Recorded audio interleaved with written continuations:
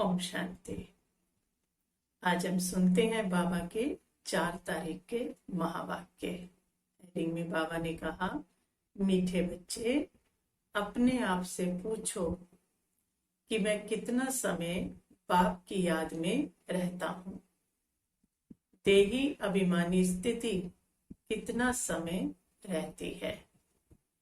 प्रश्न है, तकदीरवान बच्चे ही बाप का कौन सा डायरेक्शन पालन करते हैं। उत्तर में बाबा ने बताया, बाप का डायरेक्शन है, मीठे बच्चे आत्म अभिमानी भव।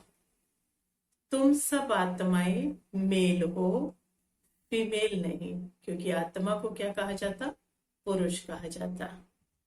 तुम आत्मा में ही सारा पाठ भरा हुआ है। अब यही मेहनत व अभ्यास करो कि हम कैसे देही अभिमानी रहें। यही ऊंची मंजिल है। देही अभिमानी रहने की बाबा कहते सबसे ऊंची मंजिल है। गीत है, तकदीर जगाकर आई हूं।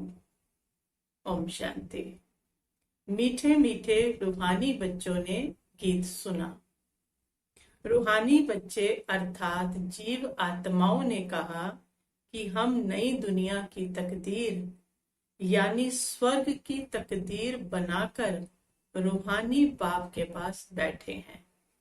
क्योंकि बाप के पास आ जाना ही क्या है, तकदीर है, तभी आए हैं। बिना तकदीर के नहीं आ सकते थे। अब बच्चों को रूहानी अभिमानी अर्थात आत्म अभिमानी बनना है। रूहानी अभिमानी कहें या आत्म अभिमानी कहें, बड़े ते बड़ी मेहनत यही है। अपने को आत्मा समझो और ऐसे समझो कि मुझ आत्मा ने 84 जन्म लिए हैं। स्मृति दिलाते जाना है अपने आप को साथ साथ। कभी बैरिस्टर, कभी क्या बना हूं। आत्मा मेल है, सब ब्रदर्स हैं, ना कि सिस्टर्स। सब क्या कहते हैं, हिंदू मुस्लिम सिख ईसाई आपस में सब भाई भाई। कैसे, आत्मिक रूप में सब उस परमात्मा की संतान भाई भाई हैं। आत्मा कहती है ये मेरा शरीर है, तो इस हिसाब से आत्मा मेल, ये शरीर फीमेल हो गया। यहाँ बाबा ने क्या कॉम्बिनेशन कर दिया कि आत्मा मेल और शरीर फीमेल हो गया। हर बात को अच्छी रीति समझना है। बाप बड़ी विशाल और महीन बुद्धि बनाते हैं। विशाल भी और महीन भी, क्योंकि सूक्ष्म है ना। बाबा कैसा है, सूक्ष्म है, महीन है, तो महीन बुद्धि से ही उसको समझा जा सकता है और उसके ज्ञान को समझा जाता है।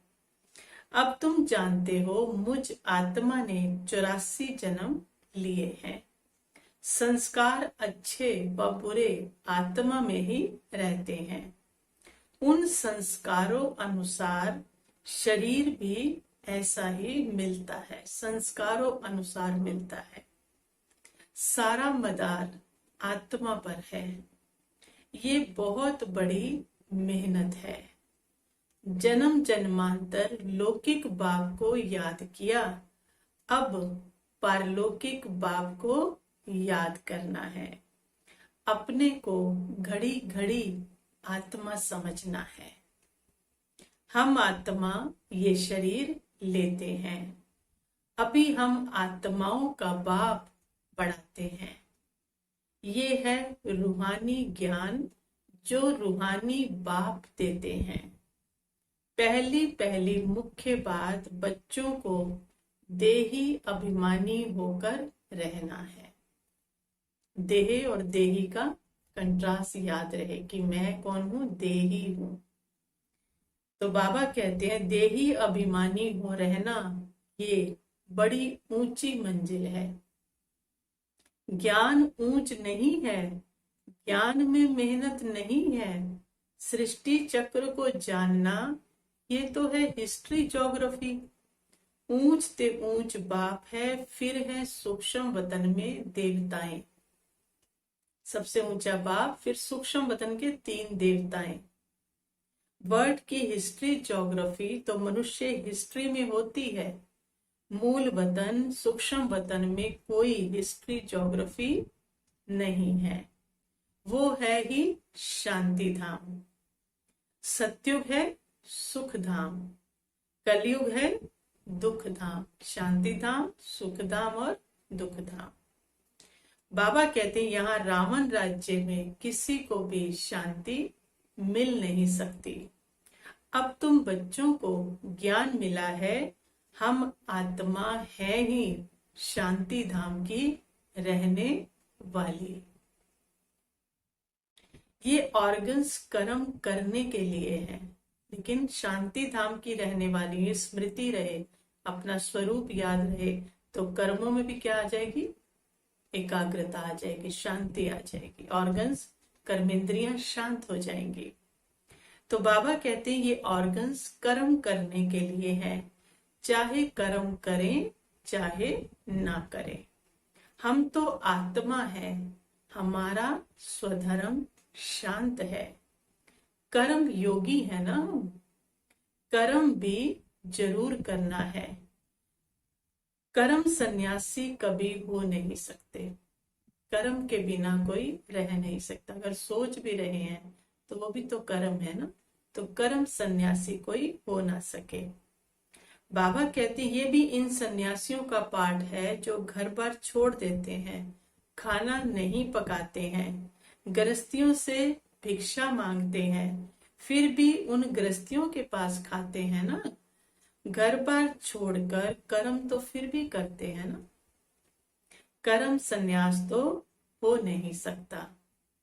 कर्म संन्यास तब है जब आत्मा शांति धाम में रहती है, जब वो बिना ऑर्गन्स के खा रहे हैं, पचा रहे हैं, निकाल रहे हैं। ये सब क्या है? कर्म है ना, ये भी तो कर्म है। तो कर्म संन्यास नहीं हो सकता है। बाबा कहते कर्म संन्यास कहाँ होगा? शांति धाम में, जब आत्मा वहां है।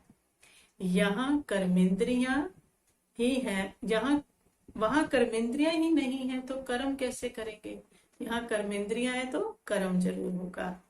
इसको कर्म क्षेत्र कहते हैं, जहां हम जीव आत्माएं रहती हैं, ये क्या है?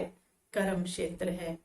कर्म क्षेत्र पर सबको आना पड़ता है, वो है शांति धाम अथवा मूल वतन। ऐसे नहीं कि ब्रह्म में आत्मा को लीन होना है, आत्माएं शांति धाम में रहने वाली हैं, फिर यहाँ कर्म क्षेत्र पर पाठ बजाने आती हैं। एक्टर है, इस स्टेज पर आते हैं पाठ बजाने। ये है डिटेल की बातें। नक्शल में तो कहते हैं अपने को आत्मा निश्चय करो और बाप को याद करो तो विकर्म विनाश हो जाए। इसको ही भारत का प्राचीन योग कहा जाता है। वास्तव में इसको योग भी नहीं, याद कहना चाहिए। इसमें ही मेहनत है। योगी बहुत कम बनते हैं। योग की शिक्षा पहले चाहिए, बाद में ज्ञान। पहले पहले बाप की याद, क्योंकि बुद्धि स्वच्छ होगी तो इतना गहरा ज्ञान अंदर ठहरेगा और स्वच्छ होगी योग से। बाप कहते हैं देही अभिमानी बनो। ये है रूहानी याद की यात्रा, ज्ञान की यात्रा नहीं है ये।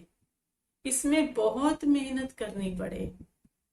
कोई तो भले बीके कहलाते हैं परंतु बाप को याद नहीं करते। बीके हो और बाप को याद ना करे तो नाम का बीके हुआ ना। फिर बाप आकर ब्रह्मा द्वारा तुम बच्चों को देही अभिमानी बनाते हैं।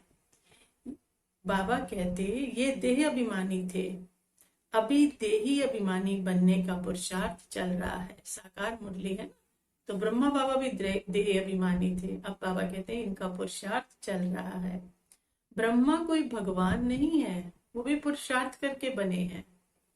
ब्रह्मा के मुख से ही बुलवा रहे हैं कि ब्रह्मा कोई भगवान नहीं है, यहाँ तो सब मनुष्य मात्र पतित हैं। तो ब्रह्मा भी तो मनुष्य ही थे ना, वो तो संपूर्ण होकर गए। पावन श्रेष्ठाचारी यहाँ एक भी नहीं है। आत्मा के लिए ही कहा जाता है पुण्य आत्मा, पाप आत्मा।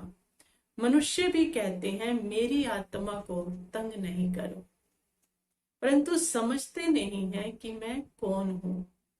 मैं सब कुछ जानती हूँ, लेकिन मैं को नहीं जानती, है ना। सब कुछ मैं जानती हूँ, सब कुछ ज्ञान है, लेकिन ज्ञान क्या लेना था? मैं को जानू, असली मैं को, देह अभिमान वाली नहीं। वही बाबा हम बच्चों को समझा रहे हैं। तो बाबा कहते हैं परंतु समझते नहीं है कि मैं कौन हूं। पूछा जाता है हे जीव की आत्मा, तुम क्या धंधा करते हो? कहेंगे मैं आत्मा इस शरीर द्वारा फलाना धंधा करती हूँ। तो पहले पहले ये निश्चय कर बाप को याद करो। ये रूहानी नॉलेज सिवाय बाप के कोई दे ना सके। बाह पाकर देही अभिमानी बनाते हैं। ऐसे नहीं कि ज्ञान में कोई तीखे जाते हैं तो वो पक्के देही अभिमानी बने हैं। ज्ञान में जो बहुत तीखे हैं, ऐसा नहीं कि वो देही अभिमानी बने हैं। देही अभिमानी जो हैं वो ज्ञान को अच्छी रीति धारण करते हैं, वो ज्ञान का स्वरूप बनते हैं। उनका पता चलता है कि उन्होंने ज्ञान को क्या किया है, धारण किया है, समाया है। ज्ञान उनके स्वरूप से दिखता है। बाकी तो बहुत हैं जो ज्ञान को अच्छी रीति समझते हैं। समझना अलग है और धारण करना अलग है। समझ कर धारण करना है, परंतु शिव बाबा की याद भूल जाते हैं। समझ तो गए हैं, बुद्धि में तो है, दिल में नहीं उतर रहा ज्ञान।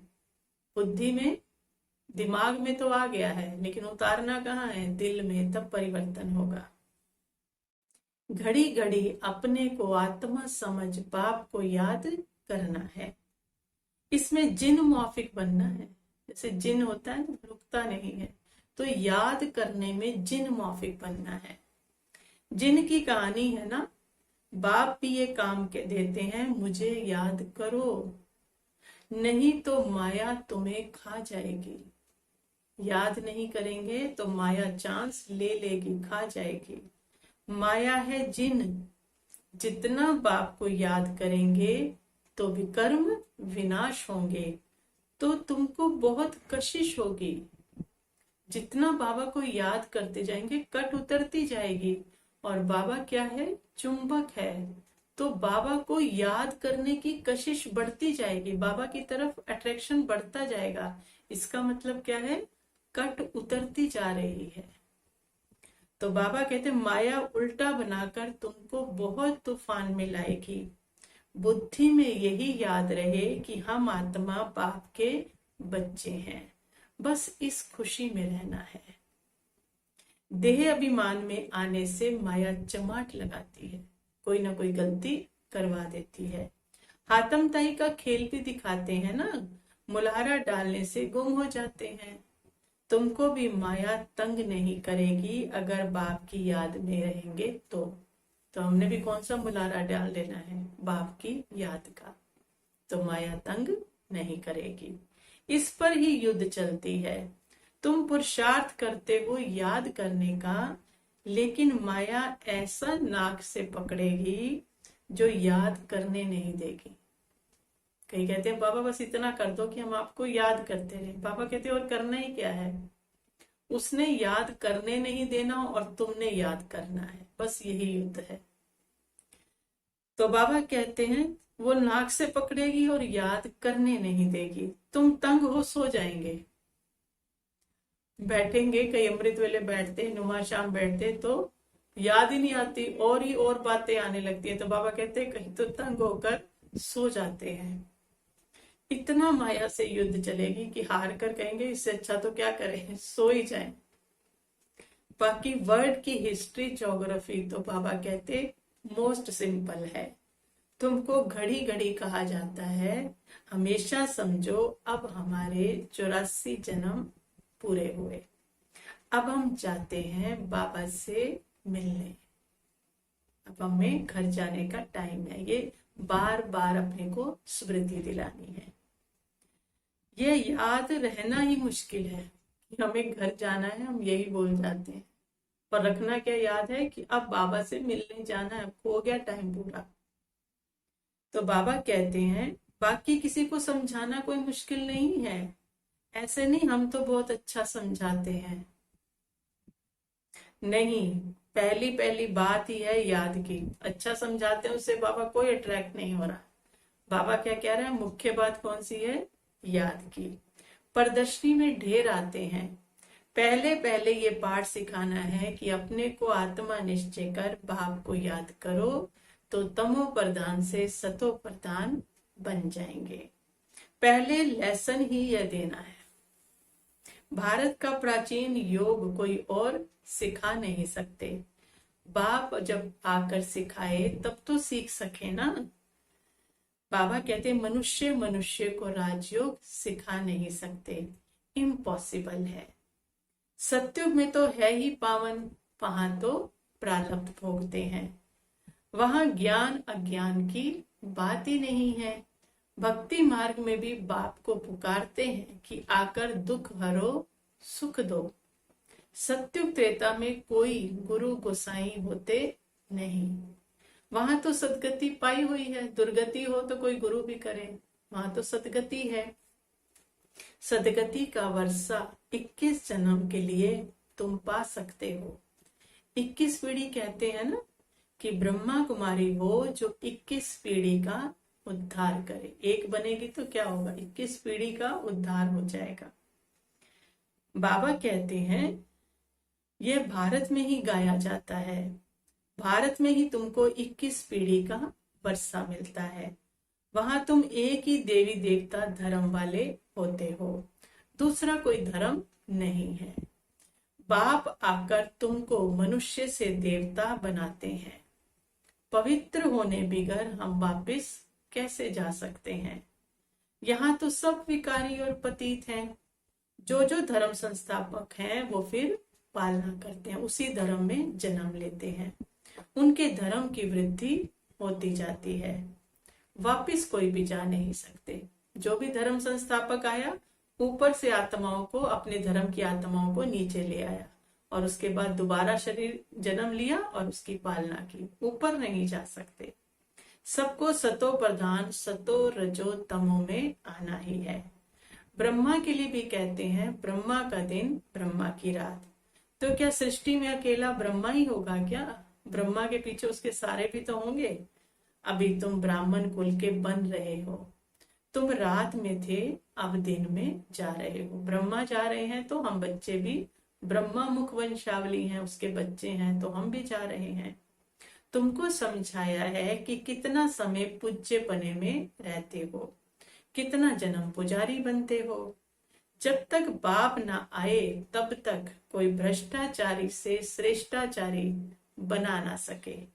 भ्रष्टाचारी उनको कहा जाता है जो विकार से पैदा होते हैं, इसलिए उसको हेल कहा जाता है। हेल और हेवन दोनों में अगर दुख हो फिर तो उनको हेवन ही ना कहा जाए। दोनों में दुख थोड़ी होता है। उन्होंने तो, दुनिया वालों ने क्या दिखा दिया, स्वर्ग में भी दुख है, राम की सीता चुरा ली, ये हो गया वो हो गया, है ना। तो वहां, और श्री कृष्ण के साथ भी कंस दिखा दिया, तो अगर वहां भी दुख है तो हेवन थोड़ी कहेंगे उसको। जब तक पूरा समझा नहीं है तो उल्टे सुल्टे प्रश्न करेंगे। तुमको समझाना है भारत बहुत ऊंच था, जैसे ईश्वर की महिमा अपरंपार है वैसे भारत की महिमा भी अपरंपार है। भारत क्या था, ऐसा किसने बनाया उसको, बाप ने, जिसकी महिमा गाते हैं। बाप ही आकर बच्चों को विश्व का मालिक बनाते हैं, मनुष्य मात्र को दुर्गति से सदगति में ले जाते हैं, शांति धाम में ले जाते हैं, जिसके लिए ही मनुष्य पुरुषार्थ करते हैं। उसको अटल सुख, अटल शांति, अटल पवित्रता कहा जाता है। वहां तुम सुख में भी हो, शांति में भी हो, और बाकी आत्माएं शांति में रहती हैं। सत्युग में सुख, शांति, पवित्रता सब है, और बाकी जो आत्माएं होंगी वो शांति में रहेंगी, पवित्रता भी होगी, वहां शांति भी होगी। मैक्सिमम जन्म तुम लेते हो देवी देवता धर्म की आत्माएं, बाकी मिनिमम वाले अटल शांति में रहते हैं। जिनके जितने कम जन्म है वो उतना समय शांति धाम में रहेंगे, तो उनकी शांति कैसे होगी? अटल शांति। तो जैसे ही धरती पर उतरेंगे फिर से क्या मांगने लगेंगे? शांति चाहिए, मोक्ष चाहिए। तो उनको क्या आदत है? शांति धाम में रहने की। तो बाबा कहते हैं वह जैसे मच्छरों सदृश आए, एक आधा जन्म पाठ बजाया, ये क्या, इसकी कोई वैल्यू नहीं है। मच्छरों की क्या वैल्यू है? आए और गए, पाठ थोड़ी बजाया कोई ज्यादा। रात को जन्मते हैं, रात को ही मर जाते हैं। इस समय बहुत करके शांति ही जाते हैं, क्योंकि इस समय के गुरु लोग हैं शांति में जाने वाले। आखिरी में आए हैं ना कई, तो अभी थोड़ा थोड़ा टाइम पहले ही तो वो सारे कितना टाइम कहाँ रहे? 4500 साल से ऊपर, 4748 साल कहाँ रहे? 45 साल ऊपर ही रहे। तो क्या मांगते हैं? आते ही शांति मांगते हैं। तो वो सब शांति में जाने वाले हैं। तुम यहाँ आए हो सूक्ष्म स्वर्गवासी बनने के लिए। स्वर्गवासी को शांतिवासी नहीं कहेंगे, वहां से तो बस रेस्ट करेंगे और नीचे आएंगे। शांतिवासी निराकारी दुनिया को कहा जाता है। मुक्ति अक्षर गुरुओं से सीखते हैं। माताएं व्रत नेम रखती हैं वैकुंठपुरी में जाने के लिए। कोई मरता है तो भी कहते हैं स्वर्गवासी हुआ। कोई होता नहीं है, लेकिन भारतवासी हेवन को ही मानते हैं कि जो मरता कहाँ गया? स्वर्गवासी हुआ। समझते हैं भारत पैराडाइज था। शिव बाबा भारत में ही आकर स्वर्ग की रचना रचते हैं, तो जरूर यहाँ ही रचेंगे, स्वर्ग में तो नहीं आएंगे ना। कहते हैं मैं आता हूँ स्वर्ग और नर्क के संगम पर। कल्प कल्प के संगम पर आते हैं। जब एक कल्प खत्म हो फिर से दूसरा शुरू होने वाला होता है, उस कल्प के संगम पर आते हैं। उन्होंने फिर युगे युगे लिख दिया है, कल्प का अक्षर भूल गए हैं। ये भी खेल बना हुआ है, फिर वही रिपीट होगा। इस अंतिम जन्म में तुम बाप और सृष्टि चक्र को जानते हो, कैसे स्थापना होती है नंबरवार, सो अब तुम जानते हो। हर बात बाबा कहते बच्चे नंबरवार जानते हैं। ये सारा खेल तुम भारतवासियों पर ही बना हुआ है। अभी तुम बाप द्वारा राजयोग सीखते हो, बाप की याद से ही राज्य पाते हो। चित्र भी खड़े हैं ना, ये सब चित्र किसने बनाए? इनको कोई गुरु गोसाई तो है नहीं। अगर कोई गुरु होता तो भी गुरु को एक शिष्य थोड़ी होता, अनेक होते ना। तो ये नॉलेज सिवाय एक बाप के और कोई जान ना सके। बहुत लोग पूछते हैं ये चित्र तुम्हारे दादा ने बनवाए हैं? ब्रह्मा बाबा ने। ये तो बाप ने दिव्य दृष्टि से साक्षात्कार कराया है, सारे शिव बाबा ने बनवाए हैं। वहां कैसे स्कूल चलती है, क्या भाषा होती है, सब साक्षात्कार बच्चों ने किए हैं। बच्चे भट्टी में थे तो बाबा बच्चों को बहलाते थे। 14 साल दादियां भट्टी में रही ना, तो बाबा उनको बहलाते थे, सारा कुछ दिखवाते थे साक्षात्कार करा के। कराची में सिर्फ तुम ही अलग रहे हुए थे, जैसे अपनी राजाई थी, अपनी तात, अपनी बात, दूसरा कोई समझ ना सके। ये बातें और किसी को समझ नहीं आएंगी कि बाबा ने 14 साल क्या कराया वहां। तो बाबा कहते तुम्हारी तो अपनी तात है, अपनी बात है, कोई और नहीं समझ सकता इसको। समझते हैं ये खुदा प्रस्त हैं। बाबा ने समझाया है तुम हो नन्स, नन बट वन। नन तो हो लेकिन एक की हो, एक बाप के सिवाय और कोई को याद नहीं करना। वो नन्स क्राइस्ट को ही जानती है, उनके सिवाय कोई को नहीं। वो नन्स क्राइस्ट को ही मानती है, लेकिन तुम नन्स एक को मानती हो, वो बाप को मानती हो, बाप को याद करती हो। तुम जानते हो वर्षा एक शिव बाबा से मिलता है। शिव बाबा तो है बिंदी, बिंदी से वर्षा मिलना है। ये भी कोई द्वारा ही समझाएंगे ना।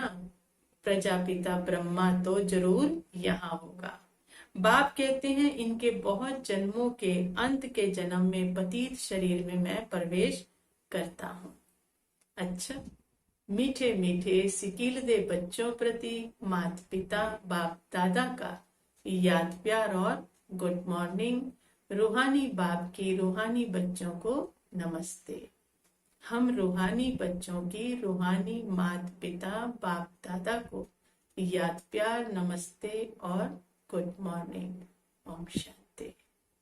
धारणा के लिए मुख्य सार है, ज्ञान को अच्छी रीति धारण कर देही अभिमानी बनना है। यही मेहनत है, यही ऊंची मंजिल है। इस मेहनत से आत्मा को सतो प्रधान बनाना है। जिन बनकर याद की यात्रा करनी है। माया कितने भी विघन डाले, लेकिन मुख में मुलारा डाल लेना है। माया से तंग नहीं होना है। एक की याद में रहकर तूफान हटा देने हैं। वरदान दिया बाबा ने, अलौकिक खेल और खिलौनों से खेलते हुए सदा शक्तिशाली बनने वाले अचल अडोल भव। अलौकिक खेल और खिलौनों से खेलते हुए सदा शक्तिशाली बनने वाले अचल अडोल भव। बाबा कहते, अलौकिक जीवन में माया के विघन आना भी अलौकिक खेल है। जैसे शारीरिक शक्ति के लिए खेल कराया जाता है ना, ऐसे अलौकिक युग में परिस्थितियों को खिलौना समझकर ये अलौकिक खेल खेलो। परिस्थितियों को क्या समझ लो? खिलौना। और ये अलौकिक खेल खेलो। इससे डरो व घबराओ नहीं। सर्व संकल्पों सहित स्वयं को बाप दादा पर बलिहार कर दो। किसके सहित? संकल्पों सहित। क्या होगा, कैसे होगा, क्यों होगा। तो माया कभी भी वार नहीं कर सकती। फिर जो होगा वो बाबा देखेगा। रोज अमृत वेले साक्षी बन स्वयं का सर्व शक्तियों से श्रृंगार करो, तो अचल अडोल रहेंगे। स्लोगन दिया बाबा ने, कोई भी संसार समाचार सुनना सुनाना, ये भी स्वयं में किचड़ा जमा करना है। कोई भी संसार समाचार सुनना सुनाना, ये भी स्वयं में किचड़ा जमा करना है। क्योंकि बाबा की बातें बहुत स्वच्छ हैं। पहले ही यहाँ पे बहुत लोड है, और भर लेंगे तो बाबा की स्वच्छ बातें कहाँ आएंगी, ज्ञान कहाँ ठहरेगा। इसलिए बाबा कहते हैं अब इस कीचड़े को धारण नहीं करना है, क्योंकि हम ज्ञान अमृत पी रहे हैं। अच्छा, ओम शांति।